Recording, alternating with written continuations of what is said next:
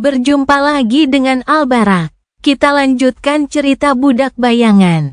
Jangan lupa share, like, komen, dan subscribe.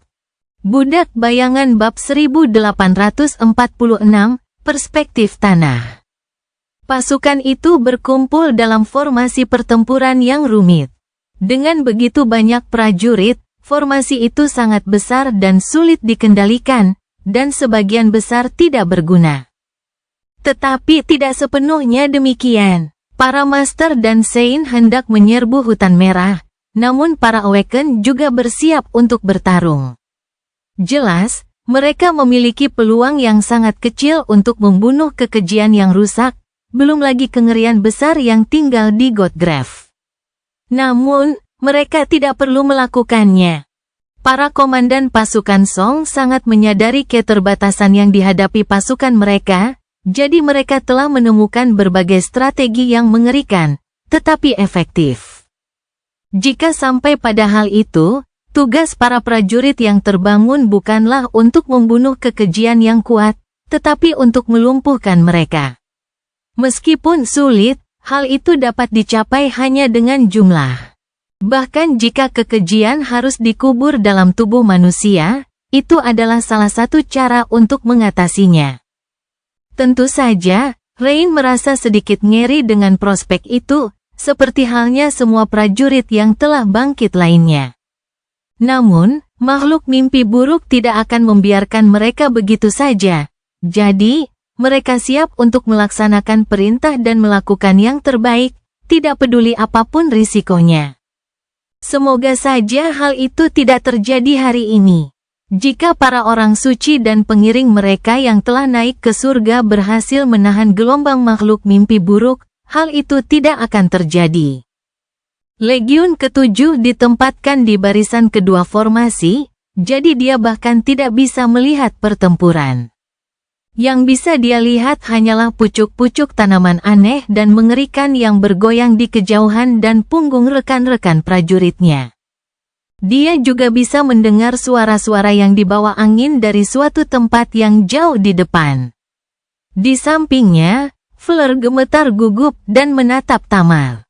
Ini sudah mulai, bukan? Gadis legasi itu mengangguk dengan muram. Dia. Beberapa saat kemudian, suara trompet bergema di atas pasukan, dan tanah di bawah kaki mereka bergetar sedikit. Rain melihat siluet samar bergerak maju dari depan formasi pertempuran. Permukaan putih tulang kuno itu masih miring, karena belum mencapai tulang selangka, jadi dia tidak bisa melihat bentuknya dengan jelas. Namun dia tahu bahwa mereka adalah para Sein yang telah mengambil wujud transenden mereka, serta makhluk mimpi buruk yang lebih besar yang terpesona oleh Beastmaster. Pada saat yang sama, hutan menjadi hidup. Dia melihat pohon-pohon merah bergoyang.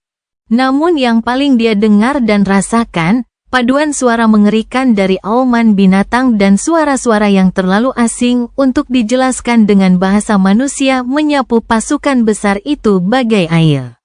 Tanah bergetar hebat saat makhluk-makhluk keji yang tak terhitung jumlahnya menyerbu ke depan saat mencium aroma jiwa manusia. Dia melirik Tamar. Bagi mereka yang lain, nasib para orang suci yang bertempur di garis depan adalah sebuah konsep abstrak. Para orang suci adalah orang-orang yang mereka kagumi, hormati. Dan mungkin bahkan mereka kenal seperti halnya tembok yang memisahkan mereka dari keharusan menghadapi gerombolan makhluk mimpi buruk yang mengerikan itu sendiri. Namun, berbeda dengan Tamar, yang ayahnya juga berada di suatu tempat di luar sana. Santo Kesedihan adalah salah satu prajurit yang bertugas menghentikan gelombang kekejian. Ada hampir 2000 master di pasukan Song, tetapi hanya sekitar 40 juara transenden. Kelihatannya tidak banyak, tetapi di saat yang bersamaan, dunia tiba-tiba berguncang. Dunia tiba-tiba tampak di ambang kehancuran. Kekerasan 40 orang suci yang melepaskan kekuatan transenden mereka pada saat yang sama sungguh mengejutkan. Bahkan jauh dari medan perang, Rain merasakan darah mengalir dari wajahnya. Di sampingnya, Fleur bergoyang dan bersandar berat pada Rai. Di sekeliling mereka, para prajurit yang bangkit terhuyung-huyung. Hanya Tamar yang tetap berdiri tegak, tampak tak gentar. Namun, dia melihat ke langit. Saat mata Rain melebar, dia pun melakukan hal yang sama. Apakah bentrokan antara para juara tentara Song dan makhluk-makhluk di hutan merah cukup mengerikan hingga mampu merobek tabir awan? Untungnya, hal itu tidak tampak demikian. Untuk saat ini, suara pertempuran itu semakin keras, hampir memekakkan telinga. Rain harus berjuang untuk tidak mengangkat tangannya dan menutup telinganya. Sungguh memalukan, dia mendapati dirinya gemetar. Gila, ini gila. Ketakutan yang muncul dari bagian terdalam dirinya yang primitif hampir terlalu kuat untuk diatasi. Ketidakmampuan untuk melihat apa yang sebenarnya terjadi di luar sana, di depan, hanya memperburuknya. Bagaimanapun, yang paling menakutkan adalah hal yang tidak diketahui. Yang dapat dilihatnya hanyalah punggung para prajurit yang bangkit yang berdiri di depan Legiun ke-7 dalam formasi tersebut. Mereka tidak bernasib lebih baik darinya. Beberapa orang gemetar. Beberapa orang jatuh berlutut. Beberapa orang menjatuhkan senjata mereka. Namun, ada juga yang tidak melakukannya. Ada pula yang membantu rekan-rekannya untuk bangkit dan mendukung mereka, sambil memegang gagang pedang mereka erat-erat. Rain juga ingin menjadi salah satu jiwa pemberani itu. Diserang oleh hiruk-pikuk pertempuran yang mengerikan, dia melihat ke bawah, ke bayangannya. Pemandangan itu memberinya kekuatan. Sambil menggertakkan giginya, dia mengangkat tangan dan menepuk bahu Fleur. Gadis yang lembut itu menatapnya dengan mata ketakutan. Rani, Rain tersenyum. Tenang saja, apa hal terburuk yang bisa terjadi? Mata biru Fleur yang indah melebar. Apa? Kenapa kau mengatakannya keras-keras? Tamar dan Rai pun melotot kesal padanya. Rain menyeringai. Dia masih agak asing di kelompok kecil ini, jadi selain Tamar, dua anggota lainnya bersikap sedikit canggung di dekatnya. Jarang sekali melihat ketiganya bersatu dalam ekspresi emosi yang begitu tulus. Dan emosi itu adalah kemarahan murni, bukan ketakutan atau kecemasan. Jadi, tugasnya di sini sudah selesai. Rain menatap ke depan dan mendesah. Meskipun, dia mungkin telah melakukannya secara berlebihan.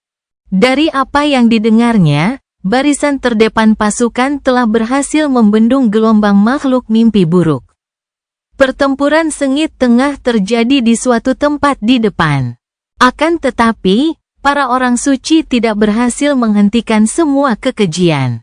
Tepat saat itu, dia mendengar serangkaian teriakan manusia, dan melihat tubuh-tubuh beterbangan ke udara. Seolah-olah sesuatu yang besar menghantam barisan depan prajurit yang bangkit di garis depan formasi pertempuran. Darah manusia tumpah pada tulang putih. Terompet perang berbunyi sekali lagi, dan prajurit di depannya bergerak maju. Rain menggigil dan mencengkeram busurnya lebih erat. Jauh di depan, kabut aneh mengepul di atas hutan merah tua. Mula-mula tampak seperti kabut.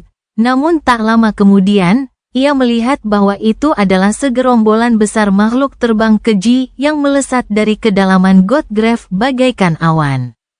Ya Tuhan, salah satu prajurit yang terbangun di dekat mereka menunjuk ke arah gerombolan itu dengan ngeri. Rain mendesah dan menatap anggota kelompoknya dengan penuh permintaan maaf. Senyumnya sedikit dipaksakan. Yah, kurasa itu hal terburuk yang bisa terjadi. Budak Bayangan bab 1847, keseimbangan yang mematikan. Di sisi lain kerangka raksasa itu, Pulau Gading dikelilingi oleh lautan makhluk mimpi buruk. Gerombolan mereka mengalir maju, mencabik-cabik hutan merah. Hutan itu sendiri juga bergerak. Tanaman merambat berwarna merah tua merambat, dan bunga berwarna merah karat bermekaran, melepaskan awan serbuk sari pemakan daging. Seolah-olah seluruh dunia menjadi hidup untuk melahap manusia yang menyerbu. Sementara itu, manusia menghadapi gelombang kekejian dengan baja tajam dan kekuatan penghancur dari aspek mereka. Para penjaga api itu terampil dan tangguh. Disiplin dan moral mereka tak tercela. Kekompakan dan pengalaman mereka tak tertandingi. Makhluk mimpi buruk yang tak terhitung jumlahnya tumbang karena pedang mereka, aliran darah terserap oleh tulang kuno itu. Namun, mereka terusir. Pasukan yang terdiri dari 50 master yang tangguh dalam pertempuran sungguh menakutkan, tetapi sebagian besar kekejian yang mereka hadapi memiliki pangkat yang lebih tinggi dari mereka. Makhluk-makhluk ini juga merupakan keturunan terkutuk dari Godgrave. Tempat mimpi buruk harus bertarung dan melahap satu sama lain tanpa penangguhan hukuman demi peluang yang sangat kecil untuk bertahan hidup. Para penghuni permukaan bukanlah kengerian sesungguhnya yang berburu di senja redup Hollows yang agung, tetapi mereka juga luar biasa ganas dan ganas. Bahkan jika dibandingkan dengan kegilaan yang biasa menjangkiti semua makhluk mimpi buruk. Gerombolannya pun sangat banyak. Memang, Firekeeper telah ditempa dan dibentuk oleh Forgotten Shore, jadi, menghadapi kekejian yang lebih kuat dari mereka kurang lebih merupakan spesialisasi mereka. Tapi, tetap saja, ada satu alasan mengapa mereka mampu bertahan. Sebenarnya ada dua alasan. Yang satu adalah Changing Star dari klan Immortal Flame. Yang satu lagi adalah Lord of Shadows. Sudah lama sekali sejak Sunny benar-benar mampu melepaskan diri. Saat ini, dia bagaikan badai gelap yang bergerak melintasi medan perang, dikelilingi oleh mantel bayangan yang luas. Dia lalai untuk mewujudkan shell-nya, hanya menggunakan kedua tangannya dan odachi hitam untuk menebas kekejian itu. Kemanapun dia pergi, tubuh-tubuh yang terpenggal berjatuhan ke tanah. Sunny menggunakan Shadow Manifestation untuk mengendalikan area di sekitarnya dan Shadow Step untuk bergerak di sekitarnya. Menari di antara para Nigma Creatures saat pedangnya menghabisi nyawa mereka. Sambil menggunakan serpen sebagai senjata, esensinya terisi kembali dengan setiap nyawa yang diambilnya. Semakin cepat ia membunuh para kekejian, semakin banyak esensi yang ia terima, dan karenanya dapat terbakar. Dan semakin banyak esensi yang ia bakar, semakin banyak musuh yang dapat ia bunuh. Mencapai keseimbangan yang berbahaya dengan cara itu, Sunny mengamuk di medan perang seperti epicentrum pusaran besar darah, kegelapan, dan kematian. Tentu saja, itu tidak mudah. Makhluk mimpi buruk yang rusak itu mudah sekali jatuh ke pedangnya, tetapi dia juga bisa dengan mudah dikalahkan oleh mereka. Yang dibutuhkan hanyalah satu kesalahan. Namun Sunny tidak membuat kesalahan apapun. Meskipun kecepatannya yang mengejutkan saat ia bergerak di medan perang. Meskipun kompleksitas yang menakutkan dalam menavigasi medan perang tanpa memperhatikan batasan ruang linear yang sudah dikenal. Meskipun tugas berat untuk mempertahankan tarian mematikan dari baja pembunuh dan badai bayangan yang mengalir. Pikiran Sunny tetap dingin dan jernih, menyadari setiap detail kecil di sekelilingnya, dan penuh dengan niat membunuh yang kejam. Dia tidak membiarkan kekacauan yang mengerikan dari pertempuran dan bau kematian yang memabukkan menariknya ke dalam keadaan kegilaan pertempuran.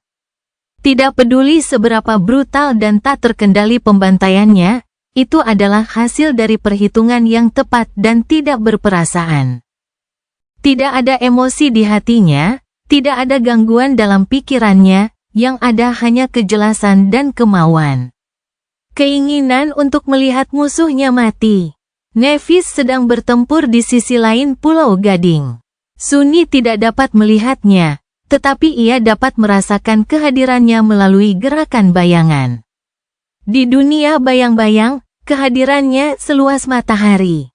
Dia telah melepaskan lautan api pijar, mengubah sebagian medan perang menjadi kobaran api yang membakar. Api itu bergerak seolah-olah memiliki pikiran dan rasa lapar sendiri, menyebar ke seluruh gerombolan makhluk mimpi buruk seperti wabah. Di mana kekuatan api yang membakar tidak cukup, pedangnya jatuh seperti pembawa pesan finalitas yang tak terelakkan. Pada saat yang sama, dia mendukung Firekeeper. Ketika salah satu dari mereka terluka, luka itu disembuhkan oleh cahaya lembut dari api jiwanya. Ketika salah satu dari mereka hampir ditelan oleh gelombang kekejian, dia ada di sana untuk meminjamkan mereka kekuatan bilah pedangnya yang berpijar. Cassie juga ikut serta dalam pertempuran itu. Kehadirannya yang tak terlihat itu samar, tetapi memainkan peran penting. Dia tidak hadir di medan perang, dan tidak ada makhluk mimpi buruk yang tewas di pedangnya. Akan tetapi, dia berperan sebagai penghubung antara Sunny, Nephis, dan Firekeeper. Dia menyadari semua hal dan membimbing mereka semua, membantu mereka bertarung sebagai satu makhluk. Dia juga bisa berbagi sifat-sifat kekejian dengan mereka, membuat tugas bertahan hidup dari serangan mengerikan itu menjadi jauh lebih mudah. Berkat dia, Nephis tahu kapan salah satu orangnya membutuhkan dukungan. Para penjaga api tahu kapan harus maju dan kapan harus mundur. Sunny tahu di mana musuh yang paling berbahaya berada, dan ke arah mana dia harus bergerak. Nephis memegang komando, tetapi Cassie adalah orang yang memastikan bahwa komandan memiliki semua informasi yang diperlukan untuk membuat keputusan yang baik. Sunny belum pernah melihat penjaga api bertempur dalam pertempuran sebesar itu sebelumnya, dan sekarang setelah melihatnya, dia diam-diam terkesan. Dia tahu banyak orang yang lebih kuat dari mereka, dan beberapa yang lebih terampil dari mereka. Namun, dia kesulitan memikirkan kelompok prajurit lain yang mampu menunjukkan tingkat kekompakan, kesadaran tempur, dan efektivitas seperti ini dalam pertempuran. Meski begitu, itu masih belum cukup. Tidak peduli seberapa terampil dan beraninya penjaga api, atau seberapa tidak masuk akalnya kekuatannya dan Nephis. Pada akhirnya, mereka tetap berjuang melawan rintangan yang mustahil. Ada terlalu banyak makhluk mimpi buruk, dan masing-masing makhluk mimpi buruk ini terlalu kuat. Mengirim 50 Master dan 3 Saint untuk menghadapi seluruh Death Zone adalah tugas yang bunuh diri. Mereka bahkan tidak bisa mundur, karena mereka dikepung dari semua sisi. Namun, kali ini, Klan Valor tidak mengirim Nephis ke medan perang dengan harapan dia akan mati. Kali ini, mereka sangat membutuhkannya untuk bertahan hidup, setidaknya untuk sementara waktu. Budak Bayangan Bab 1848, Pemerintahan Baja. Sunny merasakannya sebelum dia melihatnya. Perubahan yang tak terlihat, namun tak terbantahkan, yang menyebar di medan perang. Dia sendiri tidak terpengaruh, tetapi para penjaga api jelas terpengaruh. Mereka tidak bertambah kuat, dan pedang mereka tidak menjadi lebih tajam. Namun, tiba-tiba, lebih banyak makhluk mimpi buruk yang tumbang karena pedang mereka. Lebih banyak darah mengalir ke tanah, tetapi lebih sedikit darah yang berasal dari manusia. Mengamati perubahan yang tidak dapat dijelaskan melalui indera bayangan, Sunny tidak dapat menahan perasaan bingung yang mendalam. Tidak ada alasan untuk perubahan tiba-tiba dalam irama pertempuran, tetapi itu telah berubah, tanpa diragukan lagi. Karena tidak ada penjelasan lain, ia cenderung berpikir bahwa itu adalah hasil keberuntungan. Namun ada sesuatu yang lebih dalam dari itu yang terjadi. Ia meneruskan pembantaian yang biadab itu, dengan mempertahankan satu sisi Pulau Gading. Pada saat yang sama, dia berdiri di atas rumput pulau, dekat Marvelous Mimic, mengamati pertempuran sambil berdampingan dengan Aiko. Inkarnasi dirinya itulah yang mencoba memahami apa yang sedang terjadi. Hampir 1 menit berlalu sebelum matanya tiba-tiba menyipit. Sunni mengembuskan napas perlahan. Jadi begitu, para penjaga api tidak beruntung. Mereka tidak menjadi lebih kuat, dan senjata mereka tidak menjadi lebih tajam. Hanya saja mereka bertarung lebih baik. Koordinasi mereka yang sudah mengesankan telah membaik, mencapai tingkat kesempurnaan yang hampir tidak manusiawi, dan naluri bertempur mereka tampaknya menjadi lebih tajam. Seolah-olah mereka dirasuki oleh roh perang, dan telah menerima berkahnya. Dia pernah melihat hal serupa sebelumnya, meskipun dalam cara yang tidak terlalu kentara. Saat itu, Morgan telah mempersenjatai prajuritnya dengan pedang ajaib yang ditempa oleh ayahnya. Dengan menggunakan pedang tersebut, para prajurit Valor menunjukkan tingkat kekompakan yang aneh, sehingga seluruh pasukannya tampak seperti satu makhluk besar yang mematikan. Saat itu, Sunni sudah menduga bahwa pedang tersebut berfungsi sebagai penyalur kewibawaan Anvil, sebagai wadah kemauannya, dan karenanya, sebagai wadah domainnya. Dan sekarang, domainnya telah menyebar ke Godgrave. Bagaimanapun, itulah alasan utama mengapa Pulau Gading begitu penting bagi rencana Valor untuk menaklukkan tanah terkutuk ini dan memenangkan perang. Inti dari perang ini adalah perlombaan untuk menaklukkan benteng-benteng lokal dan memungkinkan para penguasa untuk menunjukkan kekuasaan mereka di sini. Pada akhirnya, sang tertinggi yang mengendalikan lebih banyak benteng di Godgrave, dan karena itu dapat mewujudkan domain mereka dengan cara yang lebih mendalam, akan memiliki keuntungan besar dalam pertempuran melawan musuh. Ratu Cacing masih tidak berdaya di tanah yang mengerikan ini, karena tidak ada yang bisa membuatnya berkuasa di sini. Namun, klan Valor memiliki Nevis, dan benteng terbangnya juga, itulah sebabnya mereka menoleransi penolakan Sunni untuk menyerahkan kuil tanpa nama kepada mereka, dan itulah sebabnya mereka sudah menang. Sebab, tidak seperti Qi Song, Anvil sudah bisa mengekspresikan kekuatannya di Godgrave. Dan dia mengungkapkannya sekarang. Itu telah menyebar di wilayah yang luas di sekitar Pulau Gading, dan mengakar di tulang kuno, di bawah langit berawan, memberdayakan rakyatnya. Itulah sebabnya penjaga api tiba-tiba menjadi lebih efektif dalam melawan makhluk mimpi buruk. Dan itulah sebabnya pasukan pedang akan jauh lebih mudah memasuki hutan merah, tempat di mana Pulau Gading mendarat telah dipilih dengan hati-hati untuk memastikan bahwa otoritas raja melindungi kedatangan pasukan. Namun itu belum semuanya. Sunni menggigil, tiba-tiba diliputi rasa dingin. Sambil berbalik, dia mendongak ke balkon Menara Gading. Tidak mungkin. Di sana, berdirilah sosok tinggi berbaju zirah gelap, jubah merah tua berkibar tertiup angin. Sebuah mahkota yang terbuat dari baja tumpul diletakkan di kepalanya. Raja Pedang telah tiba di Godgrave. Kemudian, dunia ditelan oleh badai merah. Percikan api yang tak terhitung jumlahnya menyelimuti Pulau Gading dan langit di atasnya, berputar-putar seperti badai cahaya merah.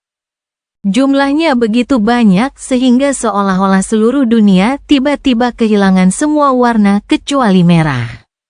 Lalu, percikan-percikan itu membentuk lautan pedang yang berdesil. Sungai mereka yang tak berujung membengkak di langit, bergerak dalam pola-pola aneh yang menghipnotis. Terpesona oleh pemandangan dan tenggelam dalam bayangan mereka, Sunni hampir lupa tentang sosok seorang pria yang berdiri di balkon Menara Gading. Pria itu tidak bergerak, tetapi tatapannya yang dingin tertuju pada gerombolan makhluk mimpi buruk di bawah. Pada saat berikutnya, awan badai pedang meledak dengan rain es yang mematikan. Pedang yang tak terhitung jumlahnya mengraini, membuat tulang-tulang bergetar. Di bawah, Avatar Sunny menurunkan odachi hitam dan membeku. Itu adalah perasaan yang mengerikan, melihat langit baja jatuh menimpanya, berkilauan dengan ujung-ujung tajam yang tak terhitung jumlahnya. Namun, dia tidak perlu merasa takut. Meskipun rein pedang itu tampaknya akan melenyapkan semua yang ada di permukaan tulang kuno itu, tidak ada satupun bilah pedang yang jatuh mengenainya. Sebaliknya, pedang-pedang itu menuai panen nyawa yang mengerikan, menusuk setiap makhluk mimpi buruk yang terlihat. Dalam beberapa saat, gerombolan mereka hancur. Banyak sekali kekejian yang tertusuk dengan keras oleh pedang-pedang terbang, sementara mereka yang selamat dari serangan pertama berlumuran darah atau membatu. Lambat untuk lolos dari malapetaka yang tak terelakkan. Meski begitu, tak ada satupun penjaga api yang terluka sedikit pun, kendati banyak di antara mereka kini dikelilingi hutan pedang. Pedang itu tidak berhenti bergerak. Lebih banyak lagi rein panah yang turun dari atas, dan panah-panah yang menusuk makhluk mimpi buruk itu melepaskan diri dari daging yang berdarah. Terbang ke udara dan berbalik untuk menunjuk mangsa baru. Berdiri di lautan darah, Sunny berbalik dan melihat ke balkon yang jauh. Dia seharusnya merasa gembira karena pertempuran itu tampaknya telah berakhir. Tetapi sebaliknya, yang ia rasakan hanyalah perasaan dingin dan tidak nyaman. Sunny tahu bahwa suatu hari nanti, ia akan menjadi sasaran pedang terbang tersebut. Ada apa? Itu hanya sovereign. Untuk pertama kalinya, kata-kata itu tidak membawa kelucuan apapun. Sambil menundukkan pandangannya, dia mengintip ke cakrawala. Di sana, jauh di sana. Spanduk merah pertama muncul di kejauhan. Tentara pedang telah menyeberang ke tulang selangka dewa yang telah mati. Budak bayangan bab 1849, Rasa Abu. Pasukan pedang memasuki Godgrave dengan relatif mudah. Tentu saja, hari itu menegangkan dan serius. Para prajurit yang bangkit tampak pucat karena ketakutan saat mereka memasuki hutan merah dan menyeberang dari tulang lengan atas dewa yang telah meninggal ke tulang selangka yang besar. Bagaimanapun, mereka berada di zona kematian. Namun, pasukan itu nyaris tak mengalami korban. Changing Star dan Firekeeper-nya telah menarik perhatian Nigma Creatures setempat dan mendirikan pangkalan di dataran tulang selangka. Yang terpenting, mereka membawa otoritas Raja ke api penyucian yang mengerikan ini. Dengan keberanian dan kekuatan dari kehadirannya, pasukan itu terus maju. Tabir awan tidak pecah, tertahan oleh kekuatan Sky Tide dari klan White Feather. Para prajurit Transcendent dan Ascended menangkis serangan sporadis dari sisa-sisa kekejian tanpa terlalu banyak kesulitan. Dan kemudian, Raja Pedang sendiri turun ke medan perang, menggunakan Pulau Gading sebagai jangkar. Begitu badai pedang terlihat di atas hutan, pertempuran tampaknya telah berakhir. Pasukan itu membuka jalan melalui hutan yang penuh binatang buas, memanfaatkan siluet indah Menara Gading untuk menavigasinya. Saat mereka mencapai tempat pembantaian, tidak ada lagi kekejian yang tersisa untuk mereka lawan. Yang tersisa hanyalah mayat-mayat dan gemerisik pedang yang tak terhitung jumlahnya berputar-putar di langit di atas. Sebaliknya, tugas yang mereka hadapi lebih bersifat duniawi. Mereka harus mendirikan kemah dan mulai membentenginya, membangun benteng yang tak tertembus di permukaan tulang kuno. Benteng itu akan berfungsi sebagai tempat persiapan untuk sisa operasi militer di Godgrave. Namun, tentara Song bernasib jauh lebih buruk dari itu. Rain menatap tanah dengan ekspresi lelah. Di tanah di depannya, angin bertiup kencang dengan serpihan abu. Dia tetap tidak bergerak sama sekali, dan serpihan abu itu adalah seseorang beberapa waktu lalu. Di atasnya, kekosongan putih yang cemerlang bersinar menyilaukan melalui awan yang pecah. Hari pertamanya di Godgrave merupakan mimpi buruk yang panjang dan pahit. Pertempuran pertama yang dihadapi pasukan Song merupakan pengalaman yang menyadarkan. Dipimpin oleh 7 putri, para orang suci dan para prajurit yang telah naik pangkat dari domain Song bertempur melawan gerombolan makhluk mimpi buruk dan mengusirnya. Kekerasan yang tak terbayangkan yang dilepaskan oleh pertempuran itu membuat dunia berguncang, tetapi yang terburuk dari semuanya, sebagian dari kekerasan tersebut mencapai formasi pertempuran para prajurit yang telah bangkit. Korbannya tidak terhitung, tetapi juga tidak bisa diabaikan. Mungkin karena ini adalah pertama kalinya para prajurit bertempur melawan kekejian Godgrave. Strategi yang dikembangkan oleh klan kerajaan untuk menjembatani perbedaan pangkat di antara mereka tidak dapat segera diterapkan, atau tidak dapat diterapkan sama sekali. Hal itu dapat diperbaiki seiring bertambahnya pengalaman militer, tetapi hari ini, terlalu banyak orang yang tewas. Rain sendiri tidak ikut serta dalam pembantaian itu, karena Seven Legion berada di barisan kedua formasi, tempat pertempuran belum tercapai. Namun, dia bisa mendengar dan merasakan kekacauan mengerikan dari perjuangan putus asa yang terjadi di depan. Namun, pada akhirnya, pertempuran berakhir. Barisan depan melenyapkan gerombolan makhluk mimpi buruk yang mengamuk. Mereka yang berhasil lolos tidak bisa bergerak dan akhirnya dibantai oleh para prajurit yang bangkit.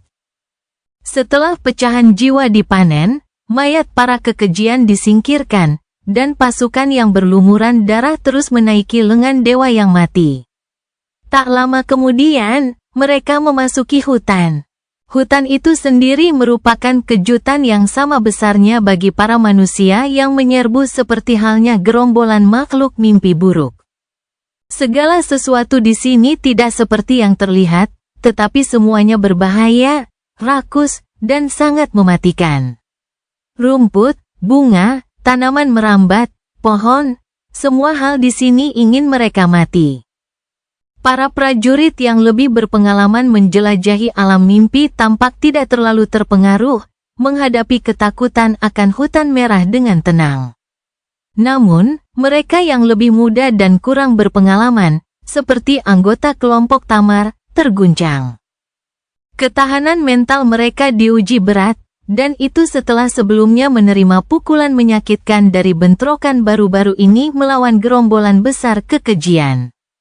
Jika ada sisi baik dari situasi ini, itu adalah bahwa flora Godgrave yang menjijikkan tidak kebal terhadap kerusakan yang ditimbulkan oleh makhluk mimpi buruk yang terbangun. Flora itu masih sangat tangguh dan ulet, tetapi mereka setidaknya dapat mencoba melawan berbagai bahaya mematikan yang bersembunyi di hutan. Jadi, setidaknya mereka tidak merasa tidak berdaya. Masih banyak yang meninggal. Beberapa mati sambil menjerit, setelah menghirup serbuk sari yang beterbangan. Jatuh ke tanah, lalu meratap dan kejang-kejang saat tubuh mereka secara mengerikan berubah menjadi tanah subur untuk menumbuhkan bunga. Beberapa orang meninggal setelah disengat hama kecil mirip serangga yang merayap ke dalam baju besi mereka. Efek racun yang melumpuhkan itu terjadi seketika, membuat korban jatuh tanpa bersuara. Namun, tidak jelas apakah mereka tetap sadar dan merasakan sakit yang luar biasa ketika telur yang ditaruh oleh hama ke dalam luka mulai menetas belasan detik kemudian. Beberapa di antaranya dicekik dan darahnya dikuras oleh tanaman berduri yang tersembunyi di bawah lumut merah. Beberapa lainnya ditarik ke bawah oleh apa yang tampak seperti hamparan rumput merah yang tidak berbahaya. Semuanya bagaikan mimpi buruk yang mengerikan. Rain pasti mengira mereka sedang menyerbu neraka yang paling dalam. Jika bukan karena kenyataan bahwa alam mimpi jauh lebih mengerikan daripada neraka manapun yang pernah dibayangkan manusia. Untungnya, dia tidak punya waktu untuk tenggelam dalam ketakutan. Pasukan itu bergerak maju dalam formasi pertempuran yang besar. Kereta itu diserap ke dalam formasi dan dilindungi di bagian tengahnya, sementara berbagai legiun dan divisi bergantian mempertahankan perimeter luar. Seluruh pengaturan itu dipelopori oleh budak-budak Beastmaster, yang menghadapi bahaya paling mengerikan dan menderita korban paling banyak. Di sisi-sisi, para prajurit dari pangkat yang lebih tinggi menghadapi beban bahaya sekali lagi. Namun, prajurit yang terbangun seperti Rain juga harus melakukan banyak hal, baik saat berbaris di tepi luar formasi maupun saat beristirahat lebih dekat ke pusatnya.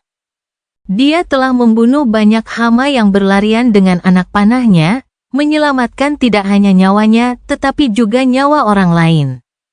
Anak panahnya tampaknya tidak tahu bagaimana meleset, menyasar hama terkecil sekalipun dengan ketepatan yang menakutkan jauh sebelum mereka dapat menusukkan sengat, rahang, dan paruhnya ke dalam daging manusia. Sebenarnya, dia sedikit lebih aman di tempat mengerikan ini daripada kebanyakan orang yang telah bangkit. Itu karena dia bisa merasakan gerakan bayangan, dan karena itu mendeteksi gerakan berbahaya meskipun penglihatannya mengkhianatinya. Namun, Rain cepat lelah, bahkan kelelahan. Bukan karena harus berbaris atau harus menarik busurnya berulang-ulang. Bukan juga karena harus mendaki lereng terjal tulang lengan atas sang dewa yang telah mati tanpa istirahat. Itu karena tekanan mental karena harus menanggung kengerian Godgrave tanpa membiarkan dirinya hancur. Rain mengira bahwa ia sudah terbiasa dengan kengerian alam mimpi setelah berburu di alam liar di sekitar Ravenheart selama 4 tahun. Namun sekarang, ia menyadari betapa jinaknya wilayah-wilayah yang dihuni di dunia yang mengerikan ini setelah ditaklukkan dan dibersihkan oleh generasi-generasi Awaken sebelumnya. Dibandingkan dengan Godgrave, Ravenheart adalah surga. Dia hampir tidak bisa mempertahankan ketenangannya, kalau tidak bisa mempertahankan kewarasannya. Tetapi bahkan saat itu, setelah beberapa saat, perjalanan itu menjadi lebih mudah. Bagaimanapun, manusia sangat mudah beradaptasi. Hutan tidak berubah. Tetapi para prajurit tentara Song telah beradaptasi dengan kenyataan mengerikannya, setidaknya sedikit. Akhirnya, mereka mencapai sendi bahu pegunungan yang menghubungkan tulang lengan atas raksasa dengan tulang selangka. Korps teknik dengan cepat membangun jembatan yang kokoh di bawah perlindungan Legiun pertama, dan kemudian, pasukan Song perlahan mulai menyeberang ke sisi jurang yang tak berdasar. Penyeberangan itu mungkin merupakan langkah paling berbahaya dalam penyerbuan Godgrave. Rain terasa sangat menegangkan sementara Legiun ke-7 menunggu gilirannya untuk memasuki jembatan. Namun, pada akhirnya, mereka mencapai dataran tulang selangka tanpa masalah. Hutan di seberangnya hampir sama saja, tetapi entah bagaimana, semua orang merasa lebih aman. Perasaan itu bohong. Begitu divisi terakhir menyeberang, angin kencang bertiup, dan suara terompet perang yang nyaring menggema di seluruh pasukan. Terompet itu berbeda dari terompet yang memanggil mereka untuk bertempur, dan jauh lebih menakutkan. "Jangan bergerak!" teriakan Tamar tepat pada waktunya. Para anggota kelompoknya mengingat arti dari suara terompet itu meskipun mereka kelelahan dan kelelahan mental, tetapi banyak prajurit di sekitarnya yang lambat bereaksi. Mendengar suaranya, mereka teringat akan latihan mereka. Seluruh pasukan tiba-tiba terdiam. Beberapa saat kemudian, dunia tiba-tiba menjadi jauh lebih terang. Cahaya yang terpantul dari permukaan putih tulang purba itu hampir menyakitkan untuk dilihat, gelombang panas yang tak tertahankan menghantam para penyerbu manusia, dan bau abu memenuhi udara. Hutan terbakar. Banyak manusia juga yang terbakar ya, mungkin terbakar bukanlah kata yang tepat. Mereka berubah menjadi abu, berhamburan menjadi awan serpihan abu-abu ditiup angin yang membakar, dan menghilang tanpa jejak. Tidak semua orang menghentikan semua gerakannya pada waktunya, dan tidak semua orang berhasil tetap tidak bergerak sama sekali. Melihat rekan-rekannya tewas, beberapa prajurit mundur atau bergidik. Mereka pun menjadi abu. Rain tak dapat bergerak, tak dapat berpaling, dan bahkan tak dapat menyeka serpihan abu hangat dari wajahnya. Yang bisa dilakukannya hanyalah berdiri diam dan menatap tanah. Rasanya pahit. Hari pertama di Godgrave terlalu pahit untuk ditelan. Mereka bahkan belum bertempur dengan pasukan Sword Domain, dan begitu banyak orang telah tewas. Ya, jumlah mereka tidak penting dalam skema besar. Namun, kematian mereka tidak penting. Rain tidak dapat menahan perasaan seolah-olah mereka telah dikalahkan bahkan tanpa memasuki pertempuran. Dia lelah. Setelah beberapa jam, dan lebih banyak kematian, tabir awan akhirnya pulih. Tentara Song beristirahat sejenak, sebagian besar prajurit duduk di tanah dengan tenang, putus asa dan tidak dapat berkata apa-apa. Kemudian, mereka melanjutkan perjalanan. Menjelang malam, atau apapun yang dianggap sebagai malam di neraka yang disinai matahari abadi ini, mereka akhirnya mencapai daerah tempat markas tentara seharusnya didirikan. Tidak semua orang berhasil sampai sejauh itu. Namun bagi mereka yang memiliki, perang baru saja dimulai. Budak Bayangan bab 1850, Dewan Perang.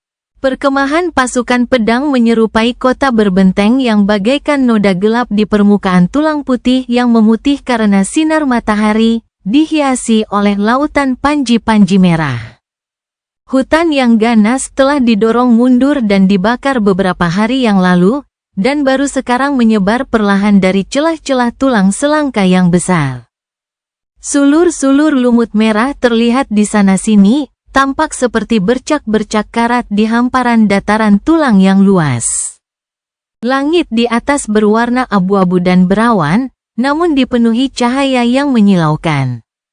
Dinding-dinding tinggi mengelilingi jalan-jalan yang luas di base camp, dan dilindungi oleh penghalang yang tak tertembus. Barak-barak dan tenda-tenda yang tak terhitung jumlahnya memenuhi ruang yang relatif terbatas. Kamp itu adalah pusat aktivitas, dengan ribuan tentara melakukan tugas mereka dalam suasana yang menegangkan. Ketika seseorang melihat benteng milik pasukan pedang, mereka hampir tidak dapat membayangkan bahwa benteng itu tidak ada seminggu yang lalu. Namun, itu benar, seluruh kota telah dibangun dalam hitungan hari, bukan dekade atau abad. Itulah yang mampu dilakukan oleh ratusan ribu orang yang tercerahkan ketika dipersatukan oleh satu tujuan bersama. Ada banyak di antara mereka yang memiliki aspek utilitas yang kuat, dan banyak lagi yang dapat meminjamkan kekuatan fisik dan kemampuan unik mereka untuk mempercepat pembangunan. Jadi, kota itu telah bangkit dari tanah dengan kecepatan yang sama sekali tidak kalah dengan seberapa cepat hutan merah tumbuh dan berkembang biak setelah berubah menjadi abu. Ada dua bangunan penting yang menjulang tinggi di benteng yang luas itu. Salah satunya adalah Pulau Gading, yang menjulang beberapa meter di atas tanah, ditambatkan padanya oleh 7 rantai raksasa agar tetap diam. Pagoda putih yang indah yang berdiri di tanahnya bagaikan mercusuar harapan bagi para prajurit pasukan pedang, membangkitkan semangat mereka setiap kali mereka melihatnya. Yang lainnya adalah celah gelap gerbang mimpi, yang merobek jalinan realitas dari kejauhan.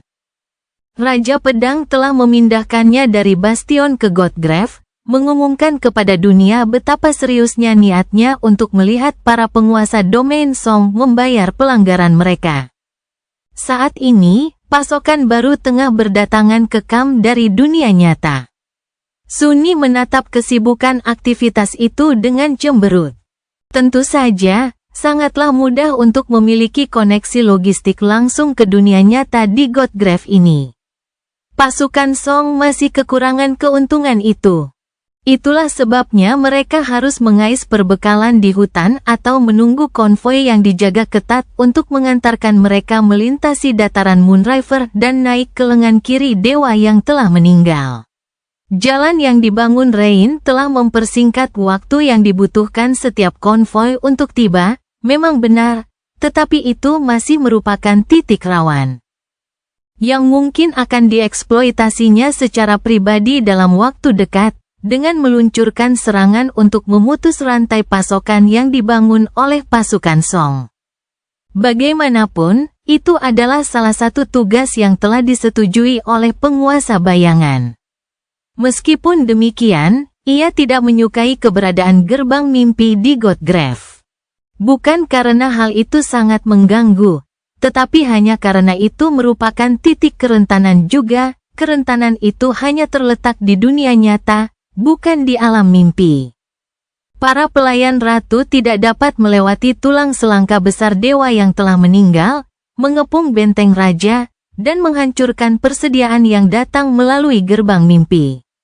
Namun, mereka dapat dengan mudah melancarkan serangan yang menghancurkan pada fasilitas distribusi valor di dunia nyata, tanpa mempedulikan kerusakan tambahan dan kehancuran yang meluas yang akan ditimbulkan oleh serangan tersebut. Sebenarnya ada kesepakatan bersama antara kedua pihak yang bertikai untuk menjaga pertumpahan darah tetap di alam mimpi. Tidak ada yang ingin prajurit mereka takut bahwa tubuh fisik mereka akan hancur saat mereka berperang. Tidak ada yang ingin keluarga mereka berada dalam bahaya saat mereka berada di medan perang.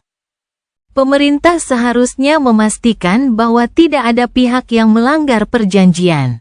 Namun, Sunni tidak yakin berapa lama perjanjian itu akan berlangsung. Ia bahkan lebih ragu bahwa pemerintah akan mampu melakukan apapun jika kekacauan perang domain menyebar ke dunia nyata. Kalau boleh jujur, kemungkinan seperti itu tampak tak terelakkan. Sambil menggelengkan kepalanya, dia mengalihkan pandangan dari gerbang mimpi dan mempercepat langkahnya. Apapun pendapatnya, dia tidak boleh terlambat hari ini. Ini tidak akan aneh sama sekali. Mengenakan jubah merah tua milik seorang ksatria pemberani, dia mengikuti Nevis dan Cassie ke tengah perkemahan. Beberapa penjaga api juga ada di sana, mengenakan baju zirah. Setiap orang yang mereka lewati menyambut mereka dengan kekaguman dan rasa hormat. Pada saat yang sama, Sunni sedang menuju ke arah yang sama dari pinggiran kamp, tubuhnya terbungkus logam seperti batu dari mantel onyx, wajahnya tersembunyi di balik wajah menakutkan topeng Weevil. Sein berjalan di belakangnya. Api merah menyala di balik pelindung helmnya. Pandangan yang ditujukan kepada mereka penuh dengan ketakutan dan kekhawatiran. Hari ini, Sunni seharusnya menghadiri Dewan Perang di mana tindakan selanjutnya dari pasukan pedang akan diputuskan. Dalam dua perwujudan berbeda, kini berkurang. Prospek itu membuat pikirannya berputar. Tentu saja, Lord of Shadows adalah pilihan yang wajar untuk berpartisipasi dalam pertemuan semacam itu. Baik kekuatan maupun statusnya lebih dari cukup besar untuk memberinya tempat di meja perundingan. Namun, Master Sunless akhirnya diundang ke Dewan secara kebetulan. Itu hanya karena statusnya sebagai Knight Commander, tidak peduli seberapa palsunya, secara teknis masih merupakan status yang nyata. Oleh karena itu, dia sangat terkejut menerima perintah untuk menghadiri pertemuan strategi bersama perwira penting lainnya dari Sword Army. Itu lucu sekaligus mengkhawatirkan. Pada tingkat ini, dia mungkin akan memimpin para prajurit Valor ke medan perang. Kemungkinannya sangat kecil, tetapi bukan berarti sepenuhnya mustahil.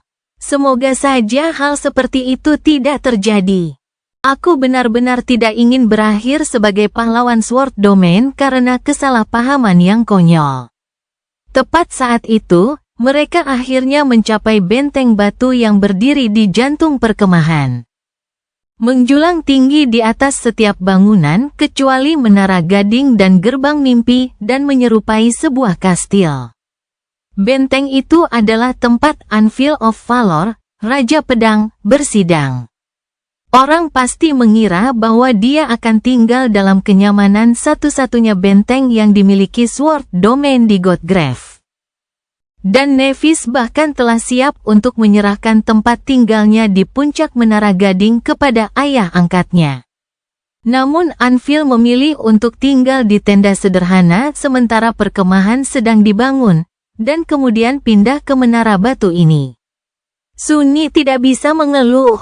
Akan sangat aneh jika ayah Nev, meskipun ayah palsu, tinggal serumah dengan mereka, terutama karena mereka sering kali sibuk dengan pikirannya terganggu ketika avatar lainnya tiba di depan benteng. Sunyi menatap sosok misterius dan jelas-jelas menyeramkan yang mengenakan baju besi onyx. Udara di sekitarnya dipenuhi dengan dingin dan kesombongan. Pada saat yang sama, Sunyi menatap seorang pria muda yang anggun mengenakan jubah merah tua di atas mantel hitam yang anggun. Wajah tampannya praktis menunjukkan kelembutan dan kurangnya kekuatan. Dia tetap tidak bergerak selama beberapa detik, lalu berpikir, dasar idiot yang tegang. Orang bodoh yang manja. Cerita bersambung. Jangan lupa share, like, komen, dan subscribe. Agar tidak ketinggalan cerita selanjutnya.